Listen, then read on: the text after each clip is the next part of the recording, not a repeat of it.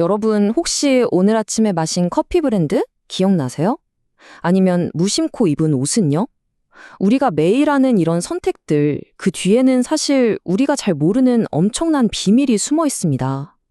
우리 선택의 95%를 지배하지만 우리가 거의 의식하지 못하는 강력한 힘, 바로 무의식의 세계로 지금부터 들어가 보겠습니다.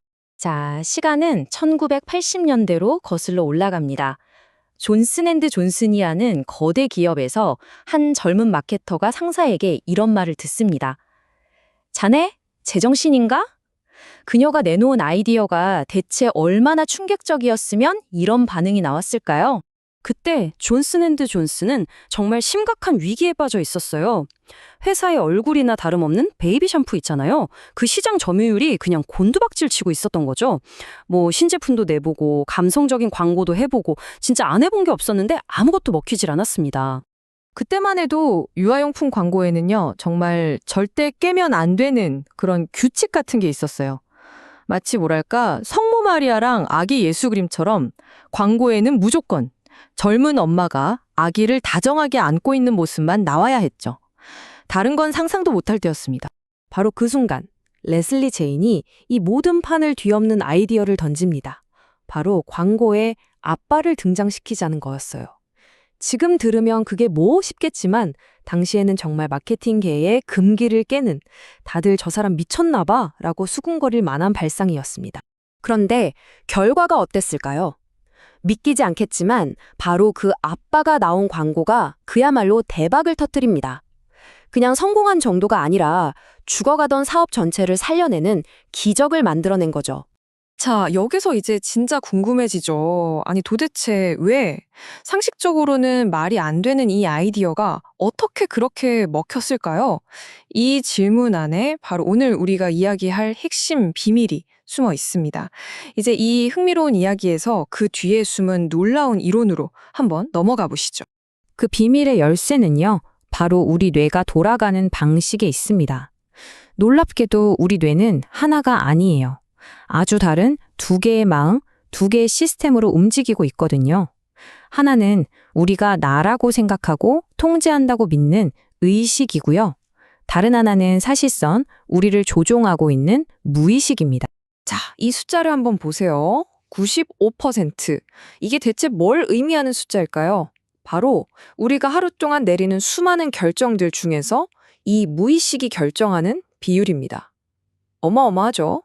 바로 이 지점에서 기존 마케팅의 허점이 드러나는 거예요. 한번 생각해 보세요. 대부분의 광고나 마케팅은 뭘 하죠? 이성적으로 설득하고 논리적으로 설명하잖아요. 그건 바로 전체의 5%밖에 안 되는 까다롭고 회의적인 의식한테 말을 거는 겁니다. 진짜 힘, 그러니까 우리 행동의 95%를 좌우하는 무의식은 그냥 지나쳐 버리는 거죠. 이걸 알고 나서 다시 존슨앤드존슨 광고를 보면 어떨까요? 이제 이해가 되시죠? 아빠가 아기를 씻기는 그 따뜻한 모습은요, 사람들의 이성적인 분석을 그냥 건너뛰어 버린 거예요. 대신 돌봄, 사랑 같은 아주 강력하고 긍정적인 감정을 우리 무의식에 직접 꽂아 넣은 거죠. 엄마라는 뻔한 연결고리가 아니라 아빠라는 신선한 방식으로요. 자, 그럼 이제 한 단계 더 깊이 들어가 볼까요? 브랜드 커넥톰이라는 아주 흥미로운 개념을 소개해 드릴게요. 이게 뭐냐면 왜 어떤 브랜드는 우리 머릿속에서 절대 지워지지 않는지 그 비밀을 풀어줄 열쇠라고 할 수 있습니다. 이 브랜드 커넥톰이라는 건요, 그냥 마케터들이 만들어낸 멋진 말이 아니에요. 비유 같은 게 아니라 말 그대로 우리 뇌 안에 존재하는 물리적인 신경망을 말하는 겁니다. 특정 브랜드에 대한 우리의 모든 경험, 기억, 감정들이 막 얽히고 설켜서 만들어진 일종의 뇌 속 부동산이라고 생각하시면 딱 맞습니다.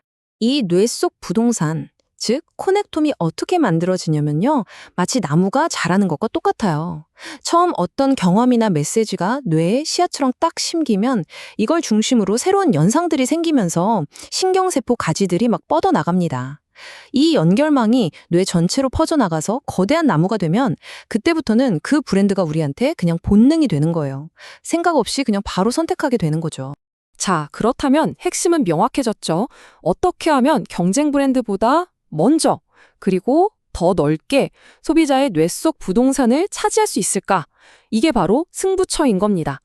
지금부터 실제 성공 사례와 실패 사례를 보면서 그 전략을 한번 뜯어보겠습니다. 미국의 유명 퀴즈쇼 제퍼디의 사례를 보면 이게 정말 확 와닿습니다. 수십 년간 쇼의 상징이었던 진행자 알렉스 트레벡이 세상을 떠난 뒤에요. 쇼와는 아무 상관도 없는 연예인들이 돌아가면서 진행을 맡기 시작했어요. 그러자 어떻게 됐을까요? 시청률이 뚝뚝 떨어지는 겁니다. 왜? 시청자들 뇌 속에 단단하게 자리 잡고 있던 제퍼디라는 커넥톤과 완전히 충돌을 일으킨 거죠. 그런데 보세요. 쇼의 전설적인 챔피언이었던 켄 제닝스가 돌아오자마자 거짓말처럼 시청률이 안정됩니다. 끊어졌던 신경망이 다시 착 하고 연결된 거예요. 성공 사례의 끝판왕은 역시 해리포터죠. 해리포터는 어떻게 전 세계 수많은 사람들의 뇌 속에 그렇게 거대한 마법 세계를 지었을까요? 비결은 아주 똑똑한 데 있었습니다. 바로 우리한테 아주 익숙한 현실 세계의 개념들을 가져다가 기준점으로 쓴 거예요. 예를 들어 그냥 기차역이 아니라 9와 4분의 3승 강장으로, 학교는 호그와트로, 스포츠는 퀴디치로 살짝 비튼 거죠. 이렇게 익숙한 것에 마법적인 반전을 더해서 우리 뇌에 이미 깔려있는 길을 따라 새로운 세계를 아주 자연스럽게 확장시킨 겁니다. 정말 천재적이죠?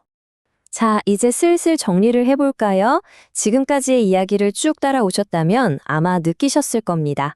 아, 우리가 알던 마케팅이나 설득의 방식이 뭔가 근본적으로 잘못됐을 수도 있겠구나. 맞습니다. 이제 낡은 규칙은 버리고 새로운 영향력의 법칙을 받아들일 때가 온 거죠. 다시 말해, 과거의 마케팅은요, 고작 5%짜리 이성의 문을 계속 두드리는 거였어요. 이게 더 좋아요. 논리적으로 맞아요. 하고 소리치면서요. 하지만 뇌는 그런 걸 싫어하거든요. 새로운 모델은 정반대입니다. 억지로 싸우는 대신 뇌가 일하는 방식에 그냥 올라타는 거죠. 연상과 기억이라는 씨앗을 뇌 속에 조용히, 하지만 아주 깊숙이 심어서 물리적인 브랜드 커넥톰을 만들어 나가는 것. 이게 훨씬 더 강력한 방법입니다. 자, 이제 마지막으로 여러분 자신에게 한번 질문을 던져보세요.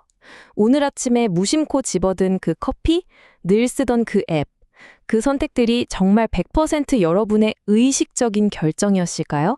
아니면 여러분의 뇌 속 금싸라기 땅을 이미 차지해버린 어떤 브랜드에 보이지 않는 힘에 의한 건 아니었을까요?